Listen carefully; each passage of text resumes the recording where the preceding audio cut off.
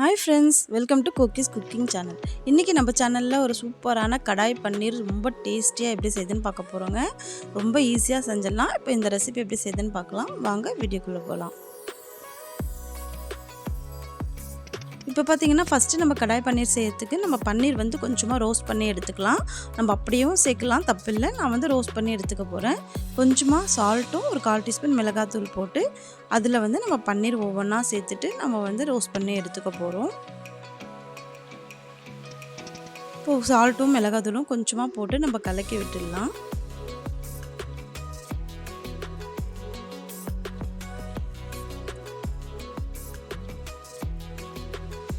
பன்னீர் வந்து நான் கட் பண்ணி வச்சுருக்கேன். இப்போ அந்த பன்னீர் வந்து நம்ம அதில் சேர்த்து ஒவ்வொன்றா கொஞ்சம் மெல்லமாக திருப்பி போட்டு 2 பக்கமும் ரோஸ்ட் ஆகிற மாதிரி ரோஸ்ட் பண்ணி எடுத்துக்க போகிறோம்.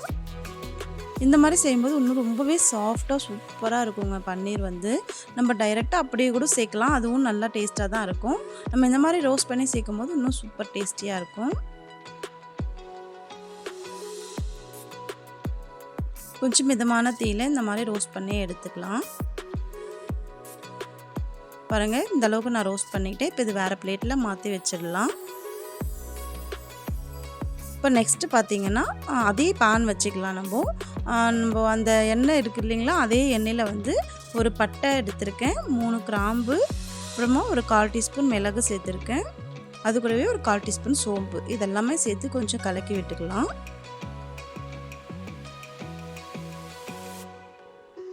இதில் வந்து ஒரு வெங்காயம் கட் பண்ணி நான் சேர்த்துருக்கேன். ஒரு வெங்காயம், பெரிய வெங்காயம் கட் பண்ணி சேர்த்துட்டு அதையும் நம்ம நல்லா வதக்கிக்கலாம்.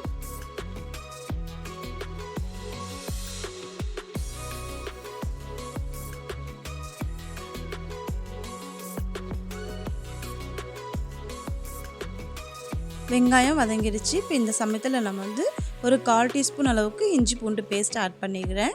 நீங்கள் வந்து இஞ்சி பூண்டு நீங்கள் அப்படியேவும் போட்டுக்கலாம், அதுவும் நல்லாயிருக்கும். நான் வந்து பேஸ்ட் ஆட் பண்ணி இப்போ இதை வதக்கிக்கலாம். கொஞ்சம் பச்சை வாசனை போகிற அளவுக்கு கொஞ்சமாக வதக்கி எடுத்துப்போம்.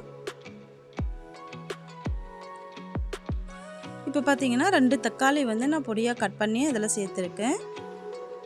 மீடியம் சைஸ் தக்காளி 2 எடுத்திருக்கேன். உங்களுக்கு சைஸுக்கு தகுந்த மாதிரி நீங்கள் கட் பண்ணி சேர்த்துக்கோங்க. இப்போ தக்காளி கொஞ்சம் வதங்கட்டும். இப்போ தக்காளி வதங்கிடுச்சு. இப்போ அது கூடவே ஒரு 1/2 டீஸ்பூன் அளவுக்கு சால்ட்டு சேர்த்துக்கலாம். இது கூடவே ஒரு 1/2 டீஸ்பூன் அளவுக்கு மிளகாய்த்தூள் சேர்த்துக்கிறேன். ஒரு 1/4 டீஸ்பூன் அளவுக்கு மஞ்சள்தூள், இது 3மே சேர்த்துட்டு நம்ம கொஞ்சமாக வதக்கிக்கலாம். நிறைய நேரம் வதக்கக்கூடாது, ஏன்னா நம்ம மிளகாய்த்தூள் போட்டதுமே நிறைய நேரம் நம்ம விட்டோம்னா அது ஒரு மாதிரி பிளாக் கலராக மாறிடும். அப்புறம் கிரேவி வந்து நம்மளுக்கு கலர்ஃபுல்லாக இருக்காது, பிளாக் கலராக மாறிடும்.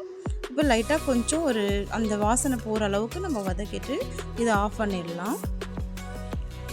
இப்போ ஆஃப் பண்ணிவிட்டு கொஞ்சம் ஆற வச்சுருங்க. ஆற வச்சுட்டு நம்ம ஒரு மிக்ஸி ஜாரில் மாற்றிட்டு இதை வந்து ஒரு பேஸ்ட் மாதிரி நம்ம அரைச்சி எடுத்துக்க போகிறோம். பாருங்கள், இப்போ அரைச்சி எடுத்துகிட்டு வந்தாச்சு. இந்த அளவுக்கு நம்ம அரைச்சி எடுத்துக்கலாம்.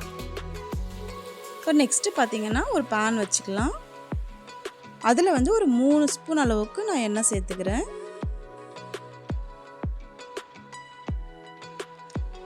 எண்ணெய் காஞ்சதும் குடமிளகாவும் வெங்காயமும் ஒரு ஸ்கொயர் ஷேப்பில் வந்து கட் பண்ணி வச்சுருக்கேன். நீங்கள் இதை வந்து கொஞ்சம் நம்ம ரோஸ்ட் பண்ணி நம்ம தனியாக நம்ம வதக்கி எடுத்துக்கிட்டோம்னா இது வந்து கடாய் பன்னீர்னாவே நமக்கு வந்து குடமிளகா வெங்காயம் வந்து அதில் முழுசாக அதை சேர்த்து சாப்பிடும்போது சூப்பராக இருக்கும். வெங்காயம் வதங்குற அளவுக்கு நம்ம கொஞ்சம் வதக்கி எடுத்துக்கலாம். இது வந்து நம்ம இப்போ சேர்க்க மாட்டோம், கடைசியாக தான் நம்ம சேர்க்க போகிறோம். பாருங்கள், நல்லா வதங்கிடுச்சு, டிரான்ஸ்பரண்ட்டாக வந்திருக்கு பாருங்கள் ஆனியன் எல்லாம். இப்போ இது வேறு பிளேட்டில் மாற்றிட்டு அதே பேனில் வந்து ஒரு 1/4 டீஸ்பூன் அளவுக்கு சீரகம் சேர்த்துக்கிறோம். 1/4 டீஸ்பூன் அளவுக்கு சோம்பு சேர்த்துக்கலாம்.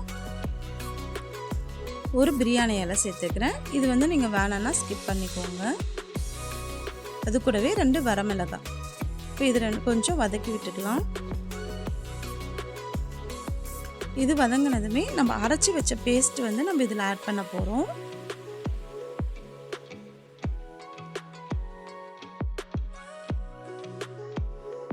இப்போ வந்து இதுக்கு தேவையான அளவுக்கு தண்ணி சேர்த்துக்கலாம். நிறைய தண்ணி சேர்த்துக்காதீங்க, அதுக்கப்புறமா கிரேவியோட டேஸ்ட் போயிடும். அதனால் தேவையான அளவுக்கு நம்ம தண்ணி சேர்த்துக்கலாம். இது வந்து ஓரளவுக்கு திக்காக கிரேவியாக இருந்தால் தான் நல்லாயிருக்கும். பாருங்கள், இப்போ இந்த அளவுக்கு தண்ணி சேர்த்து கொஞ்சம் கொதிச்சதுமே நான் அதில் வந்து ஒரு 1/2 டீஸ்பூன் அளவுக்கு கரம் மசாலா தூள் ஆட் பண்ணியிருக்கேன். இப்போ இது கூடவே நம்ம வதக்கி வச்சுருக்க குடமிளகாவும் வெங்காயத்தையும் சேர்த்துக்கலாம். இப்போ இது கொஞ்சமாக கலக்கி விட்டுட்டு இது கூடவே நம்ம ரோஸ்ட் பண்ணி வச்சுருக்க பன்னீரும் நம்ம சேர்த்துக்க போகிறோம். பாருங்கள், பன்னீர் எல்லாத்தையும் நம்ம ஒவ்வொன்றா சேர்த்துக்கலாம். நல்லா சாஃப்டாக சூப்பராக இருக்குங்க. பன்னீர் வந்து அப்படியே நம்ம சாப்பிட்லாம், நல்லாயிருக்கும். அதில் உப்பு மிளகாத்தூள் எல்லாம் போட்டு வதக்கிருக்கிறதுனால நம்ம அப்படியே கூட சாப்பிட்லாம். பன்னீர் போட்டுட்டு நிறைய கலக்கி விடாதீங்க. கொஞ்சம் ஒரு 5 மினிட்ஸ் வந்து சிம்மில் வச்சிங்கன்னா பாருங்கள், இப்போ நல்லா எண்ணெய் பிரிஞ்சு வந்திருக்கு. இப்போ இந்த சமயத்தில் வந்து கொஞ்சம் கசூரி மேத்தி நான் சேர்த்துக்க போகிறேன். நல்லாயிருக்கும், வாசனையாக சூப்பராக இருக்குங்க. அதனால் கொஞ்சமாக சேர்த்துக்கலாம்.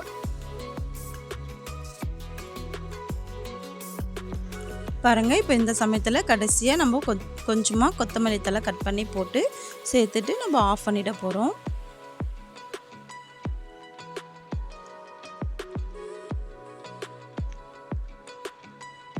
இப்போ இது வேறு பவுலில் மாற்றிடலாம். சூப்பராக ரெடி ஆகிடுச்சு பாருங்கள்.